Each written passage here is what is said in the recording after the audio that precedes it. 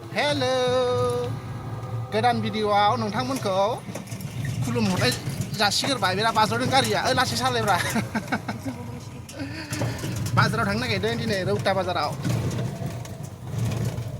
नै लिथुमा बेखिसो दं दै र' मा बायगोन नोंना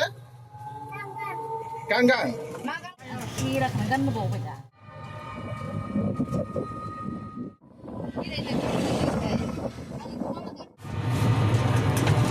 मा बायगोन नों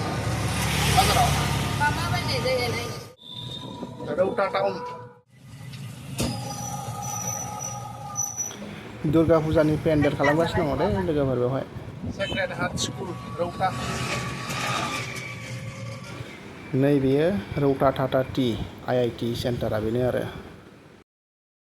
जुबिन गार्ग थैनायनि थाखाय बाजारानो दिनै बन्द खामानि जायासै फैनानै नैबे दखानाबो बन्द जाहांहांथारसैमोन आरो जों ग्रोब लोगो मोनफैबाय बन्द जानायनि सिगांनो दा हरसिगोन आरो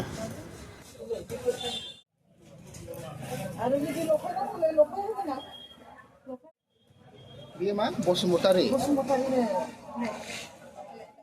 एक नम्बरा बेयो बेबो ओंखारा लफाय दख'ना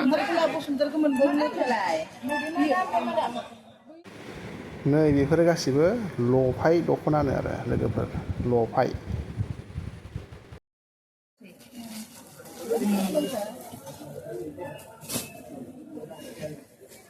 दखानखौनो खुलिनो हायाखै ना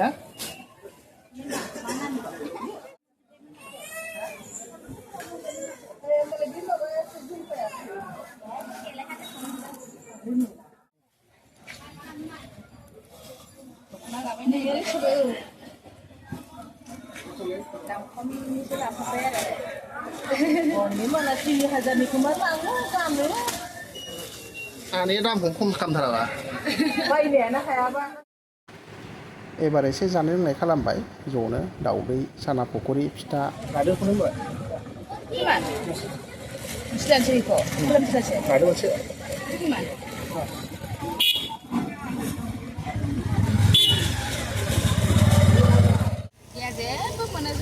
दा मोनगौबाय खिन्थु माने मोनगौबाय दख'नाखौ दुगिथार गारियानो पांचार जाबाय जोंनियानो जों खायलेंसो जिरायगासिनो आं थिनाय खायलेंथार गोलैलांगोनबो दखानानो बन्द दिनै माहा फाहामनो जायगा गैया नै साखायानो सेबता मोनसेयाबो बेलेगावबो गैया बन्द पांचार जानानै थाबथानांबाय दन्दसरिया स्कुल खाथियाव गारि गंसे लेंहरदों माला फैगोन मिन्थिया आधा घन्टा जाबाय नेनाया मोनफैयाखै नै मालायहा मबाइलाव बेस्थ'थार माथो खालामना थाबावनांगौ जाखो बरिं मोनबायना ने आं सानदोंमोन बेखौल' पांचार खिन्थु नैबेबो पांचार नै सिगांनाबो नै बेबो पाम्प गैया ओइलाय गारिया फैबाय जोंना नैबेनो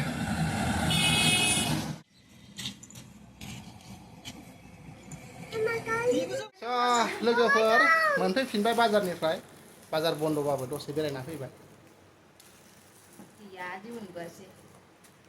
गावहा मोननानै लाबालाय देखायलाय बिदि मोननायखौ नै बिलाय नै माने जोंहासो लिथुमजों आंजों जेबो गैया लिथुमा नै पापरल' पेकेटसे नै मालाय